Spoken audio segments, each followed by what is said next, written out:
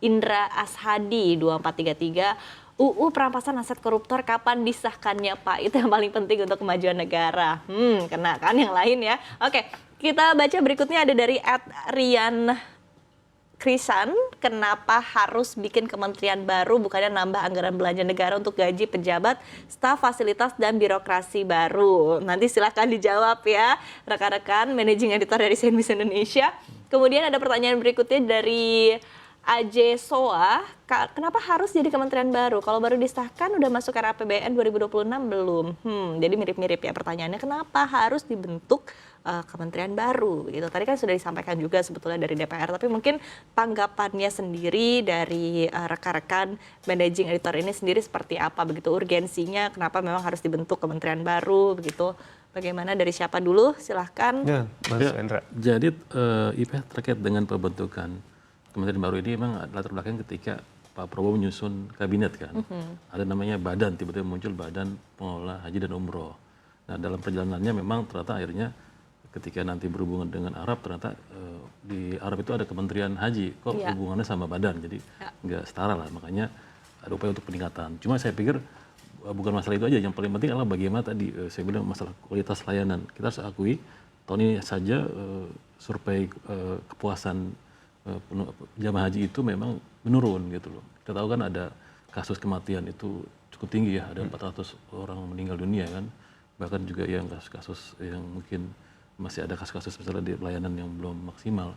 Bahkan di tahun 2022 itu sempat ada puncak tertingginya ya kepuasan kita setelah pandemi itu ada 90 skornya. Sekarang justru 2025 itu turun ke 84. Artinya ya jamaah haji hanya sebatas puas aja, belum sangat puas gitu. Nah saya pikir sinilah pentinglah ketika ada perubahan nomenklatur ini gitu.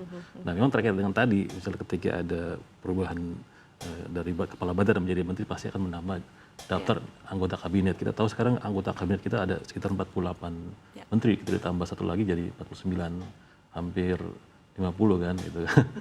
Tentunya pasti konsumsi anggarannya pasti juga akan nambah gitu. Oke. Tapi mungkin tadi kan sebenarnya juga sudah disampaikan begitu bahwa memang ada beberapa teknis kebijakan yang memang lebih konkret begitu ya, orkestrasinya akan lebih mudah ketika ini menjadi kementerian gitu. Nah, tapi sebetulnya ketika kita melihat kondisinya, problematikanya saat ini begitu ya, permasalahan yang sulit diselesaikan dengan kondisi saat ini, permasalahan yang ada begitu, tapi nanti ketika dibentuk lagi jadi kementerian ini masalahnya akan lebih mudah terselesaikan, itu apa saja sebetulnya? Ya, pastinya dengan kementerian ini kan tadi dijelaskan pelayanan haji ini akan jadi satu atap ya. Selama ini kan pelayanan haji itu banyak stakeholdernya ya. Selain BP Haji, ada Kementerian Agama, ada BPKH, ada kementerian-kementerian terkait lainnya kayak Kementerian Kesehatan dan lain sebagainya. Nah, harapannya mungkin dengan adanya Kementerian Haji dan Umroh ini justru memangkas birokrasi yang panjang untuk penyelenggaraan haji itu sendiri gitu kan. Dengan memangkas birokrasi yang begitu panjang, harusnya kan secara pelayanan harusnya bisa jauh lebih baik gitu kan. Dan harapannya juga mungkin secara cost juga akan jauh lebih efisien lah gitu ya, baik dari sisi penyelenggaraan hajinya maupun biaya hajinya itu sendiri gitu kan. Tapi ini artinya memang akan berubah begitu dari badan jadi kementerian, ini akan bisa benar-benar terpangkas? Harusnya ya, idealnya seperti itu. Tapi kan kita belum tahu nih teknisnya akan seperti apa. Karena kan banyak stakeholder yang terlibat dalam penyelenggaraan haji itu sendiri gitu ya, haji dan umroh ya. Seperti tadi saya bilang, kalau nggak salah ada beberapa stakeholder lah mungkin yang terlibat gitu ya. Nah ini harapannya dengan ada kementerian ini bisa pelayanannya jadi satu pintu atau paling tidak koordinasi utamanya atau pemegang kunci utamanya dari kementerian ini gitu. Jadi satu dia arahan komando, gitu ya. satu komando lah gitu. Paling tidak seperti itu.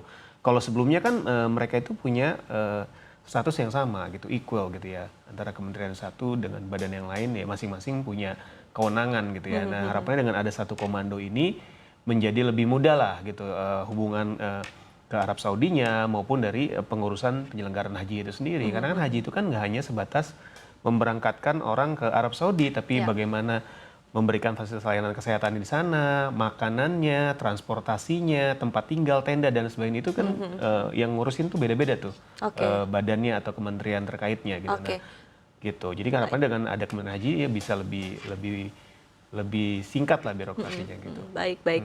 Kalau kita lihat tadi ya kan problematika di permasalahan haji dan juga umroh ini kan tadi haji khususnya kan, ini adalah seperti apa antrian begitu panjang bahkan hingga puluhan tahun begitu, dan tadi salah satu solusi yang sempat disampaikan juga oleh Mas Ai ini memang harus ada digitalisasi seperti apa antrian ini juga bisa terbuka, bisa lebih transparan begitu. Tapi apalagi permasalahan sebetulnya dirasakan dan saat ini mungkin juga ada kesempatan juga dari editor CNBC Indonesia untuk bisa memberikan saran-saran ataupun juga masukan kepada pemerintah begitu, Mas Ai ataupun juga Mas Suhendra, mungkin dari sisi pengelolaan dana haji dan lain sebagainya.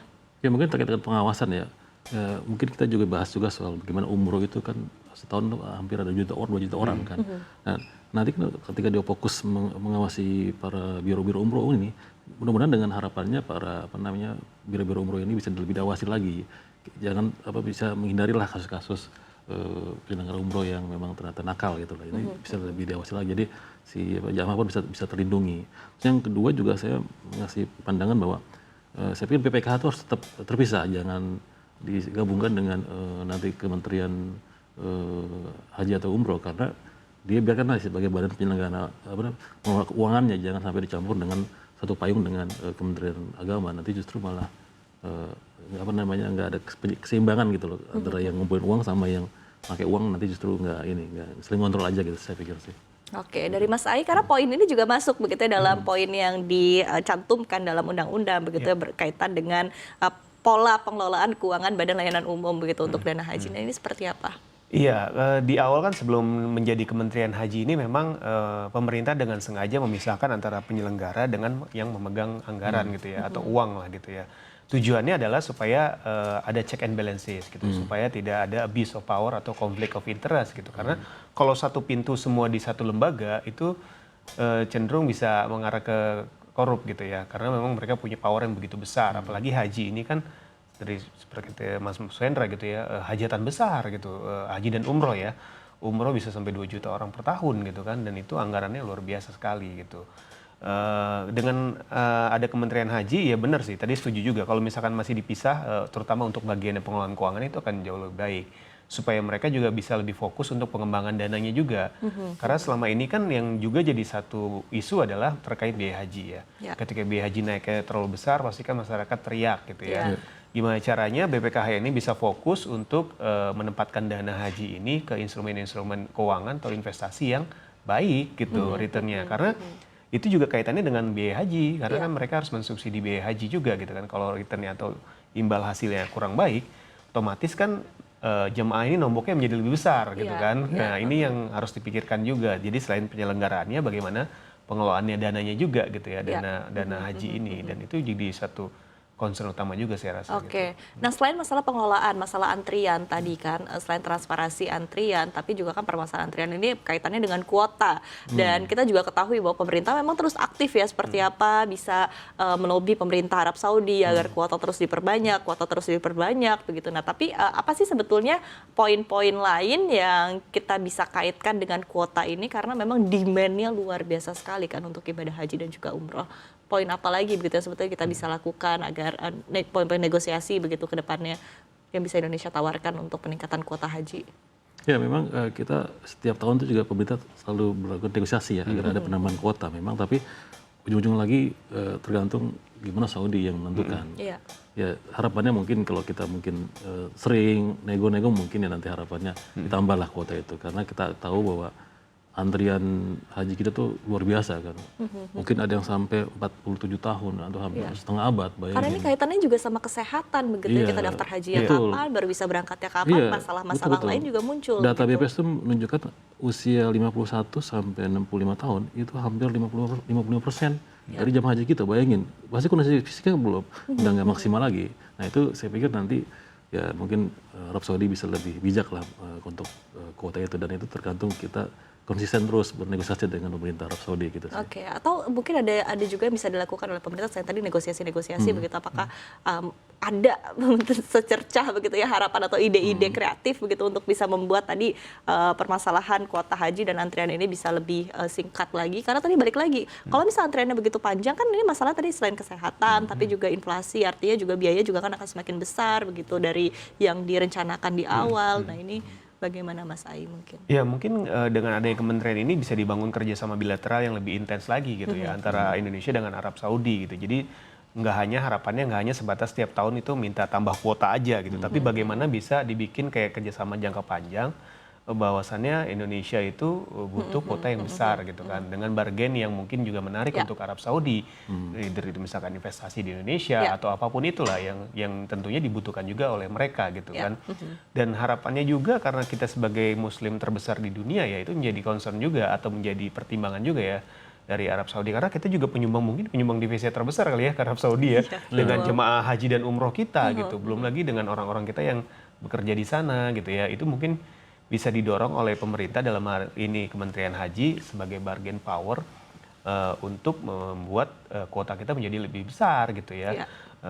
Terlepas nanti ada negara-negara lain yang harus dipangkas ya, itu mungkin juga menjadi pertimbangan, karena mungkin di negara lain muslimnya nggak sebesar di negara kita gitu kan. Ini juga harusnya sih bisa jadi peluru lah ya, dan dengan adanya kementerian ini harusnya sih negosiasinya menjadi bisa lebih high level lah gitu ya. Kalau selama ini kan mungkin badan ya gitu ya.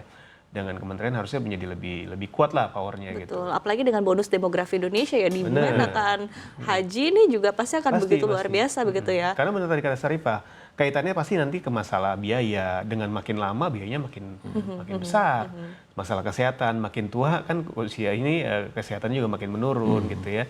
Masalah keselamatan juga kalau orang-orang tua semua kan, dan banyak sekali lah masalah-masalah yang akan timbul kalau ini nggak dipecahkan gitu. Betul. Walaupun sebetulnya banyak yang menyatakan bahwa Gen Z ini susah nabung, susah segala macam begitu. Tapi tentu demand akan ibadah haji ini juga pasti akan tetap menjadi salah satu tujuan begitu, baik bagi generasi yang ada sekarang maupun juga generasi ke bawah ke depannya begitu. Sehingga ekspektasi kita tentunya dengan perbaikan-perbaikan dari kebijakan pemerintah ini juga bisa membuat lebih baik lagi begitu. Terakhir mungkin ada yang ingin disampaikan juga dari Mas Gonggong dan juga Mas Ai. Jadi saya pikir selain haji ya, saya pikir penyelenggaraan umrah pun harus tetap juga dimaksimalkan, karena selain secara volume jumlahnya juga lebih besar, kedua juga sebagai alternatif ya, mungkin di tengah antrian yang panjang itu umrah sebagai sebuah alternatif bagi yang memang ingin ke tanah suci kan. Nah kalau diselenggarakan secara baik kan artinya itu sebagai sebuah hal yang baik kan, artinya alternatif yang positif. Daripada misalnya kita fokus ke haji tapi umrohnya kurang terkelola juga, saya pikir nggak bijak juga gitu.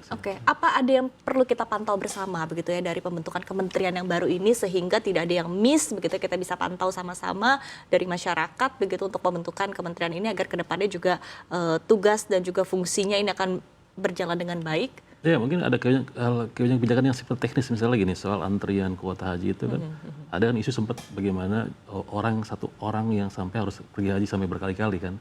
Mungkin ada kebijakan yang sifatnya yang sudah berkali-kali, nanti antriannya mungkin agak lebih lama lagi gitu atau kalau perlu mungkin nanti tidak jadi prioritas itu loh. Sedangkan yang belum ya harus jadi prioritas gitu. Tapi itu perlu jelas sih.